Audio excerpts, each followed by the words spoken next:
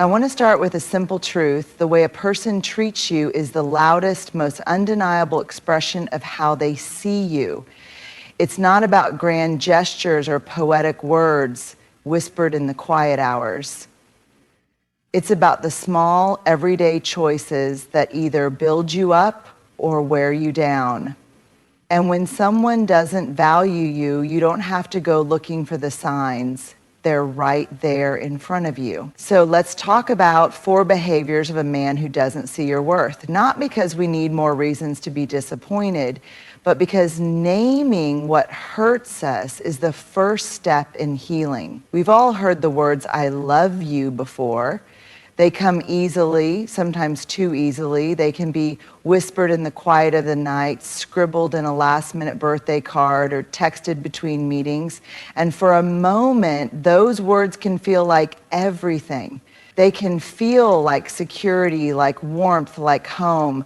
But words alone are not enough. They never have been. Because love, real love, is not just a sound that rolls off the tongue. It's not just a sentence you say when the moment feels right. Love is a verb. It's movement. It's action. It's something you do, not something you simply claim. You see, anyone can say they love you. Anyone can string together a few syllables that sound sweet. But what truly matters is what happens next. What happens when life gets inconvenient? What happens when you need them, not just when it's easy, but when it's hard? What happens when their love requires effort, sacrifice, and commitment? Love is not just the beautiful words spoken in candlelight. It's in the way they show up for you when you're exhausted, when you're struggling, when you feel unworthy, and they remind you that you are more than enough. It's in the way they listen, not just hear, but listen because what matters to you matters to them. It's in the way they follow through on their promises, not just because they said they would, but because they understand that trust is built in the small, ordinary moments. Love is in the way they support your dreams, even when it's inconvenient. It's in the way they hold space for you, making sure you never feel like you're fighting your battles alone. It's in the way they remember the little things, not because they have to, but because loving you means knowing you deeply and intentionally. And love is also in the way they respect you, because love without respect isn't love at all.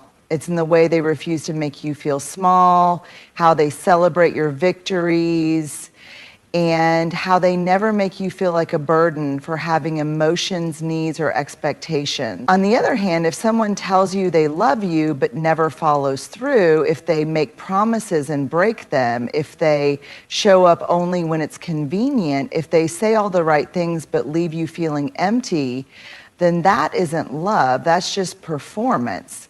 Real love is shown in effort, it's shown in commitment. It's shown in the way someone chooses you, not once, not in passing, but every single day. So don't be fooled by pretty words without substance. Don't settle for promises that never come to life, because the love that is meant for you, the love that is real, deep, and lasting, will never be confined to words alone. It will be something you see, feel, and know without ever having to question it. Disrespect doesn't happen by accident. It's not something that just slips out in a moment of frustration or exhaustion. It's not a misunderstanding, it's a pattern, a reflection of how someone truly sees you, how much they value you, and ultimately what they believe they can get away with. At first, disrespect can be subtle. It might look like a dismissive comment, a joke at your expense, or an eye roll when you express your feelings. Maybe they interrupt you in conversations, cut you off, or make decisions without considering you. Maybe they forget important things, not once or twice, but repeatedly, as if your needs are an afterthought. And when you bring it up, they brush it off. You're overreacting. I was just joking. Why do you always make a big deal out of everything? But here's the truth. Disrespect thrives in the space between your discomfort and their excuses. It grows stronger every time you let it slide, every time you second guess yourself, every time you choose to keep the peace instead of demanding the respect you deserve. Because here's what you need to understand. Someone who truly values you will care about how they make you feel. They will want to make things right when they realize they've hurt you. They will apologize, not just with words, but with changed behavior. But someone who doesn't respect you, they will dismiss, deflect, and defend. Instead of acknowledging your feelings, they will try to make you doubt them. Instead of taking responsibility, they will turn it back on you. And if you keep explaining why their words or actions hurt you, they will keep pushing the boundary a little further each time, testing just how much you're willing to tolerate. That's why disrespect isn't a one-time thing, it's a pattern. And patterns don't break on their own. So pay attention to how someone speaks to you, how they treat you in public and in private, how they respond when you set a boundary. Do they listen and adjust, or do they ignore and push back? Do they make you feel safe, or do they make you question your worth? Because at the end of the day, respect is not something you should have to beg for. It's not something you should have to justify or prove you deserve. The right person will give it freely, not because you demand it, but because they genuinely care about you. And the wrong person, they will keep disrespecting you for as long as you allow it. So the real question isn't whether they understand what they're doing, it's whether you're willing to keep excusing it. There will be moments in life when someone, maybe a friend, a partner, a colleague, or even a family member, will try to make you believe that your worth is something that can be debated, something that is conditional, something that depends on how much you give, how easy you are to deal with, or how well you fit into their expectations. Let me be clear, that is a lie. Your worth is not a bargaining chip. It is not a contract with fine print. It is not something that another person gets to determine, alter, or take away from you. Yet the world will test you. You will meet people who make you feel like you have to prove yourself, like you have to shrink, adjust, or constantly be more patient, more forgiving, more agreeable, just to be seen, to be loved, to be valued. And at first, you might do it, you might bend, compromise, and twist yourself into a shape that makes them more comfortable. But let me ask you, at what cost? Because every time you allow someone to treat you like your worth is up for negotiation, a small part of you starts to disappear. You start to believe the false narrative that you are only as valuable as what you can offer, that love is something you have to earn, that respect is something you have to fight for. But that is not the truth. The truth is your worth was never meant to be something placed in someone else's hands. It was never meant to be conditional on how much someone else approves of you. You are not valuable because of what you can do for someone. You are valuable because you exist, because you are here, because you are human. And let's be honest, people who try to make you question your worth are not people who truly care about you. The right people, the ones who genuinely love and respect you, will never make you feel like you have to convince them to see your value. They will see it on their own. They will treat you with kindness, with consistency, and with respect, not because you demand it, but because they know that's what you deserve. But the wrong people, they will take what you give and still make you feel like it's not enough. They will make you feel like love, respect, and appreciation are things you have to earn through sacrifice. And that's when you have to remind yourself, I do not have to prove my worth to anyone, because your worth does not change based on who chooses you or who doesn't. It does not decrease because someone fails to see it. And it certainly doesn't disappear just because someone treats you poorly. So when someone tries to make you question your value, don't argue, don't plead, don't lower your standards just to fit into their narrow definition of what makes a person worthy. Just remember who you are, Stand firm in it and walk away from anyone who tries to make you believe that your worth is up for debate. There is something about silence that makes people uncomfortable. We crave closure, explanations, and understanding. We want words to fill the spaces of uncertainty, to reassure us, to make sense of what we feel. But here's the truth. Silence is an answer. It may not be the one you were hoping for, but it is often the most honest one you will ever receive. When someone truly cares, they communicate. They show up, they clarify, they make an effort to make things right. Love, respect, and genuine connection do not thrive in avoidance, inconsistency, or unanswered messages.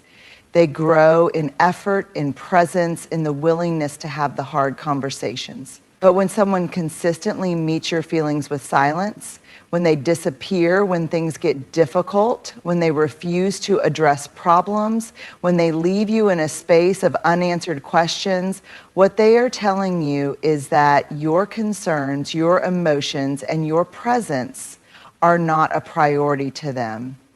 That silence is saying, I don't care enough to explain. I don't value you enough to reassure you. I don't see you as important enough to give you clarity. And yet we often try to translate silence into something it's not. We tell ourselves maybe they're just busy, maybe they're overwhelmed, maybe they don't know what to say. And sure, there are times when silence is a result of someone processing their emotions, but let's be honest. If someone values you, if they truly care about you, they will find a way to communicate. As they won't let you sit in confusion. They won't let you wonder where you stand. Because here's what you need to remember, silence is a choice. And it speaks volumes. It is a form of communication just as much as words are, and often it is more revealing than the excuses someone could give you. If someone wanted to be there, they would be. If they wanted to talk, they would find a way. If they cared, you wouldn't be left guessing. So instead of filling in the blanks with hope, instead of chasing after someone who refuses to give you clarity, step back and listen to what the silence is telling you. Don't mistake absence for mystery. Don't mistake avoidance for complexity, because the right person will never make you question your place in their life, and the wrong person, they'll keep you hanging in uncertainty while you convince yourself that silence means something other than what it does. But deep down, you already know the answer. You just have to be brave enough to accept it. Love is not just about attraction. It's not just about laughter, passion, or shared experiences. At its core, love is about safety, not just physical safety, but emotional safety. The feeling that you can be fully yourself without fear of judgment, manipulation, or abandonment. Yet so many people treat emotional safety like an afterthought, like a privilege instead of a necessity. They stay in relationships where they feel anxious more often than they feel at peace, where they are walking on eggshells, constantly wondering if today will be the day things explode, if their emotions will be too much, if their partner will withdraw affection the moment they express a need. But let me be clear, emotional safety is not a luxury. It is not something you should feel lucky to have. It is a fundamental requirement for any healthy, lasting connection. Without it, love is unstable. Without it, trust begins to erode. Without it, you are never truly free to be yourself. So what does emotional safety look like? It looks like knowing that when you express your feelings, you will be heard, not dismissed, mocked, or made to feel guilty for having emotions. It looks like being able to disagree without the fear of silent treatment, manipulation, or punishment. It's knowing that if you're struggling, your pain won't be turned into a weapon against you later. Emotional safety is feeling secure in someone's presence, not because everything is always perfect, but because you know that even in difficult moments, they won't belittle you, gaslight you, or make you feel like you're unlovable for having needs.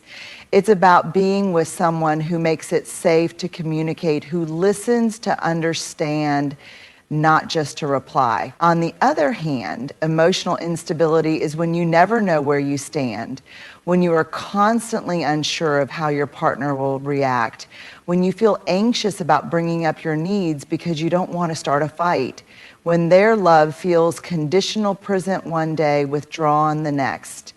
And here's the truth. When you don't feel emotionally safe, it's not just in your head. Your nervous system knows when something isn't right.